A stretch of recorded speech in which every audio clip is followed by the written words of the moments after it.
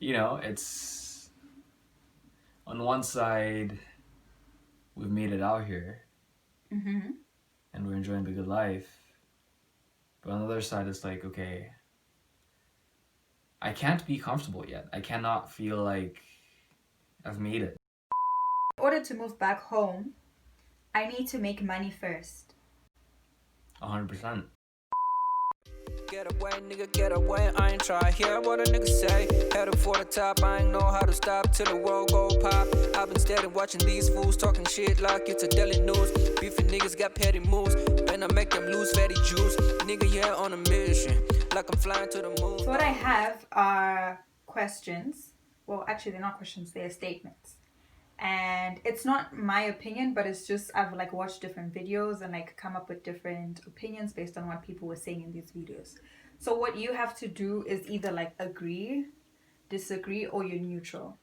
But whichever option you choose, you have to explain why. Gotta justify. Yeah, just justify why. But before I start with the statements, I think it's good to give like the people context. So I'll ask you a few questions so that we get to know you. Cool. And then like we'll get into the statement. Let's jump right in. So the first question is, tell us who you are, where you're from, and what you're doing. I am an international. I came from Kenya in 2014 from high school, straight from high school. I was eager to get out of my small town and out of my parents' house. Joined SFU, Simon Fraser University, BD School of Business in 2014. Finished in 2018, and now I am immersed in the working world, looking to get my PR and possibly, settle down, make some money, and live good. Okay, so I'm hearing you came in 2014. How was that for you? Can you describe, like, if you could go back, like, give us context.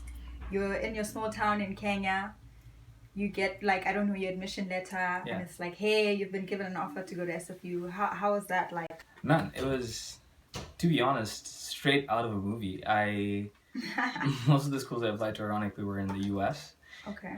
Everyone was going out of the country at that time, so I had to be on that train. Most of the US schools turned me down, so I was ready to settle into school in Kenya at that time. Okay. And then one night, I'm halfway through a bag of Doritos in my room, and I get a call at 3 a.m. from SFU admission team letting me know that just ahead of the letter being sent to me that I'd be getting the full scholarship to come here. So obviously I'm ecstatic, telling everyone left, right, and center, tell my mom, she can't believe it, stuff like that. And it's not even a question of when I want to start. I want to get admitted at the earliest admission date possible. So I'm 17 years old. I haven't lived away from home. My parents. That's pretty young. Ever. It was really young. Yeah. A lot of people pointed it out, but I was just like, yeah, it's just another challenge to overcome. Yeah. Did you say they called you? They call me. How? Yeah, it was like a first name basis. But Okay. Because am I allowed to mention the guy's name? Yeah, if you're comfortable. Extra prop. Yusuf Farashia. Okay. So I applied for general admission first. I got the admission. And then my school principal at that time told me, we're going to be having SFU representatives come to Aga Khan Academy in Mombasa to kind of scout and establish a yearly scholarship for the kids there. He's going to be here in a few days, show him around the campus, and you don't know, you might land the scholarship. So he comes through, in my Sunday's best, whatever. I'm showing him around campus and stuff like that. Everything is like pre-scripted and stuff like that. So he's the one that actually, wrote me an email and said, okay, Leslie, send me a little bit about like a small bio scholarship letter telling me why you want the scholarship. So that's the email he responded to telling me, this is my number, give me a call, or I'll call you because of the rates were crazy expensive. Gives me a call at 3 a.m. because of the time difference, and we went from there. Were you the first group to go to SFU? Like, were you the very first, like in the first cohort in a way? Oh yes, I was the pilot program. Okay, cool. I was the pilot program, and there were a few more that came after me in the subsequent years. Mm-hmm. Yeah. And then what did you study at SFU?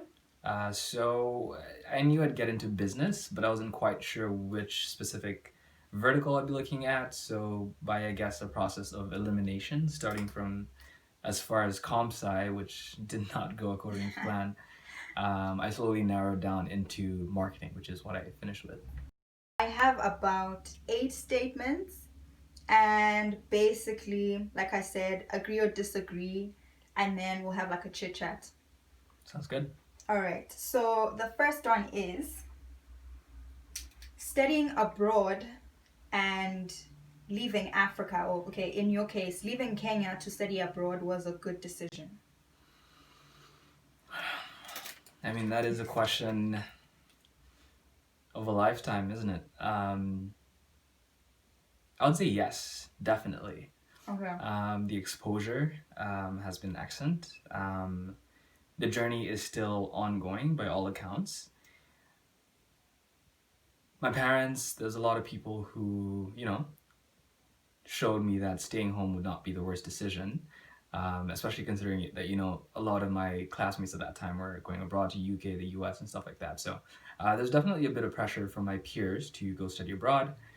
And all factors considered, I was moving away from Kenya, where I had all my relatives and a solid, community and rock, to Canada, where I practically knew no one. So it was always going to be a challenge, but I think, worth it, definitely. I didn't know that I was black until I moved to Canada. Agree or disagree?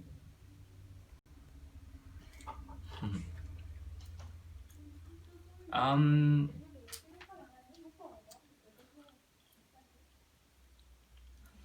I feel there's two parts to that question.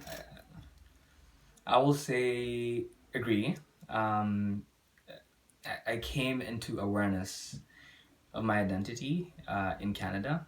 I feel like initially there's definitely, back home, ignorance is bliss type of thing. You hang around familiar faces and familiar communities and cultures and norms. And I don't know, that doesn't really allow you to step out of it and examine exactly who you are and where you come from. So coming here definitely, opened my eyes to a lot of things, and understanding all that was presented in front of me academically, personally, all starts and ends with coming to terms with your identity and being aware of it. So in many cases, I would say yes. You come here and you feel your blackness. You own your identity, and in many senses, you become awakened to who you are and where you're coming from. It was interesting because the school I went to, I came from the public sector. My mom was called to teach at an international school with Aga Khan Academy. Coming from the public sector, like all my friends were black. Like we kicked paper made balls around and stuff like that. So then I was young. I said I don't want to move to the school because there's a lot of kids from everywhere. There's brown kids, white kids, and stuff like that. And I think that definitely made me feel a little bit intimidated because I've never spoken and socialized with different people from different cultures before. So I think as early as my Aga Khan Academy days, I felt the race kind of identity question. That's where it started. But I felt comfortable, and like you said, I wasn't forced to really examine myself and my identity as much as I did when I came here. Living abroad is easier than living in Kenya. And by living, I mean like whatever you think makes life easier for you. Do you find it easier here or back home in Kenya? I find it easier here. I think it would be a little naive for me to say, life is good back home. The food, the family, it's all within arm's reach. But the opportunities here, you can't overlook that, I feel. So, I went home early this year and it was really good, but few weeks in, I really missed my room, and I really missed, Being black in Canada is harder than being black in Africa. Damn, these questions is not easy. I would say, again, it's like the previous question. Take this recent case, George Floyd, right? Yeah. Everyone's taken to Instagram. There's black squares everywhere. People are quick to voice their disagreement with what's happening in the U.S. Me coming from Kenya, it's been strife with issues for as long as before I was born. So right now with the COVID pandemic, there's terrible things happening with police enforcement of law back home. People are being killed and stuff like that, and definitely for kids studying abroad, living abroad. A lot of them are, some of them are out of the loop with what's happening back home. So being black at home, for a long time you're comfortable, but you're facing a different set of issues. Okay. Perhaps the question is not really being black at home, because the problems there are to do with class and tribe. So yeah, I feel like coming out here and getting comfortable with your identity and who you are, and having ownership over who you are makes it somewhat easier, because you're in full ownership of your journey and what's happening. Back home, without that exposure, you're not really contending with the same issues that you're contending with here, to do with blackness per se. But it's definitely a different challenge out there. So I would say I agree with that statement. Is a statement that being black here is harder? Yeah. Being black here is easier, I would say. Oh, really? Okay, interesting. Yeah. No, because you said something else. I'm surprised that that was like your conclusion. I think that question for me has been tied to expression. I find it easier to express myself fully here. I think that's intimately tied with the question of oppression and the challenges that we face. Kenya's chill. It's one of the go-to places in East Africa. But again, here I've just found a platform and the ability to express myself fully, and I think that allows me to conquer any of the challenges that I would be facing. In order to move back home, I need to make money first. 100%. 100%. Like, that's where we're out here, right? But when though? Like, okay, anyways, keep going. This is a tough question. It's layered. Mom's side of the family is like, staying too long out there can be detrimental eventually when you want to try and move back, and socially you're kind of in no man's land, because some of your friends are out there and some of the people here have kind of moved on with life, and you're a bit of a different you're halfway international, halfway local, and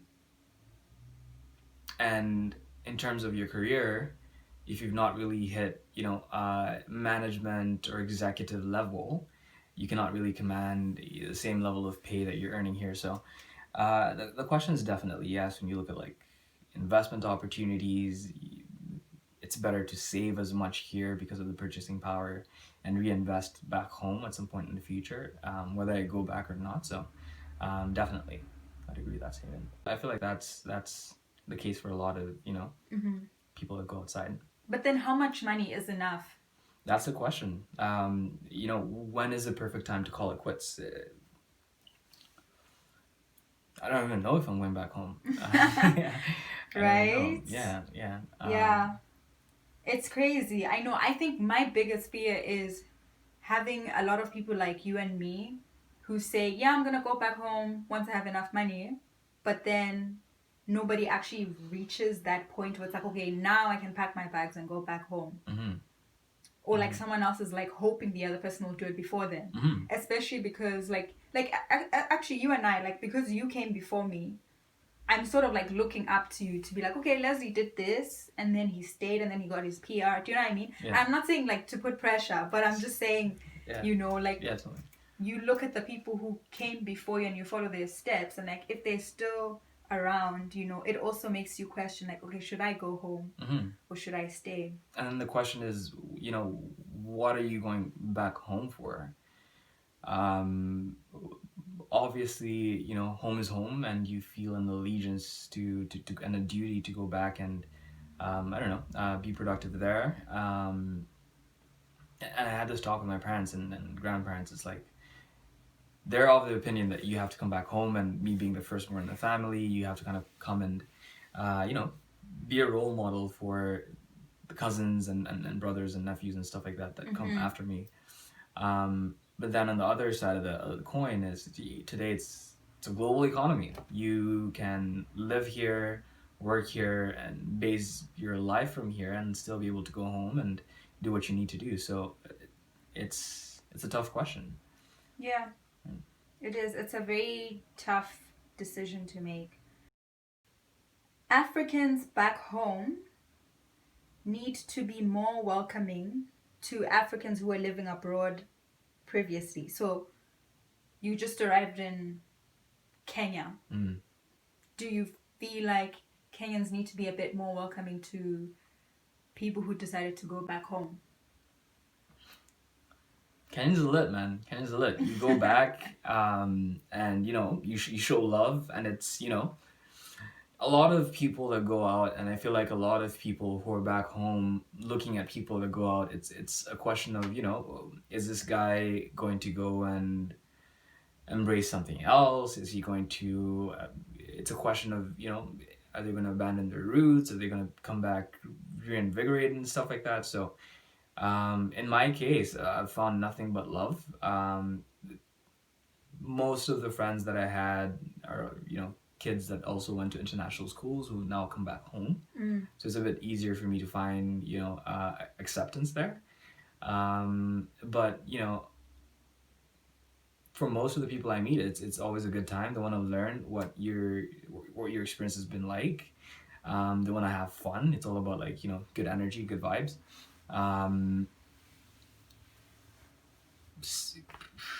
Kenya and like most African countries, there's a history of corruption and, you know, people taking advantage of other people.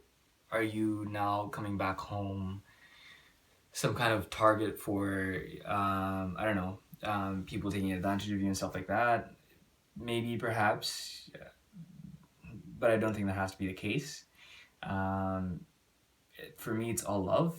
I'm gonna go back home and I'm gonna embrace the people that I had from my childhood with the same type of energy that we had from before. So, yeah, I don't think that's the case at all, or I do think that's the case at all. What was the question? Africans back home need to be more welcoming. Do you feel so? You feel like they are, like when you go home, you still get the same sort of like positive vibe, right? I mean, when I hit the streets, they can definitely, you know, when I'm walking around the streets, when I'm talking to strangers on the streets, they can definitely tell that I'm not from here, and maybe Well, you sometimes. are though. No, but they can tell that I take a little bit of a detour. Okay, like right? you haven't been around for a while. Yeah. Okay. They read the accent, they read the language, and you know, part of it is just we are in this journey, and we can only relate with others who have also left home to do this thing and figure things out. So there's only so much that they can do. Yeah. Of course, there's always, you know, there's always an onus on them to become more aware of what's happening around the world and open themselves up to, you know, that type of story. But again, it's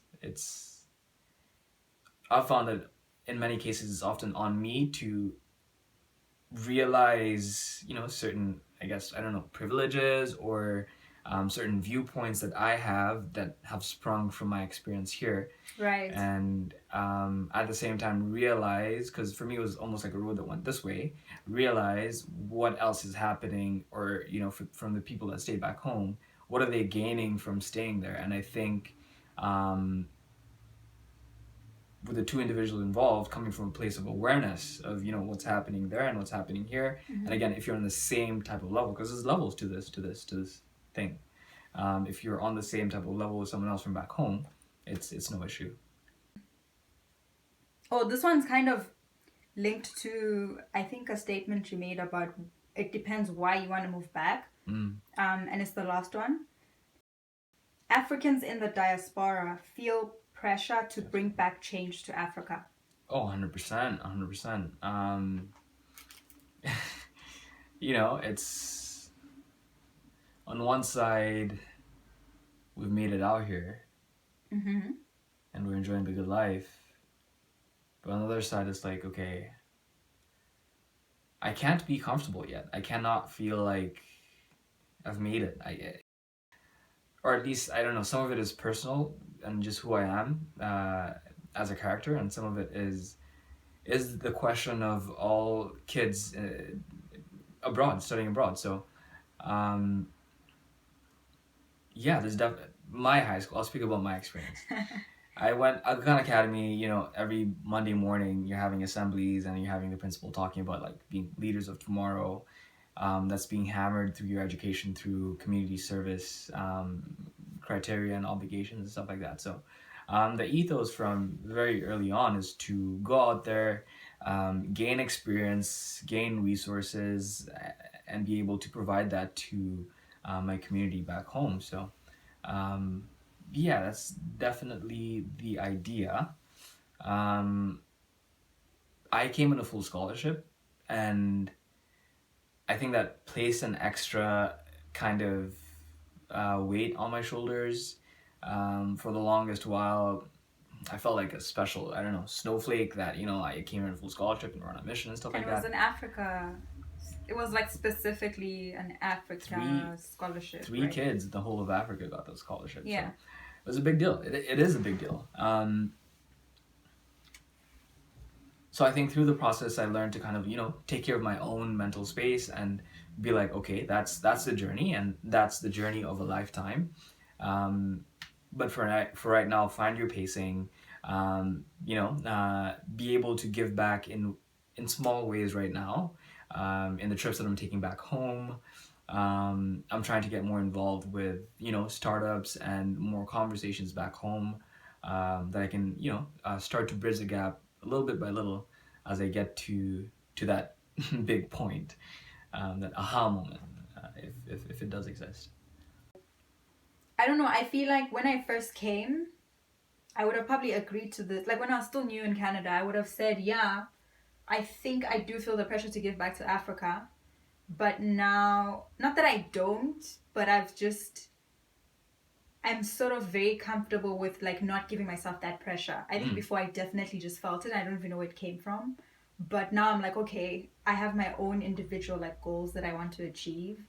And maybe Africa's part of it, maybe it's not. But I just don't have the same amount of pressure. I'm just taking my own like sort of pace. Whereas before I'd probably feel like, oh no, I need to, what am I doing for the, you know, continent? What am I doing for Swaziland? So the world is a complex place. You learn that very fast, right? Yeah.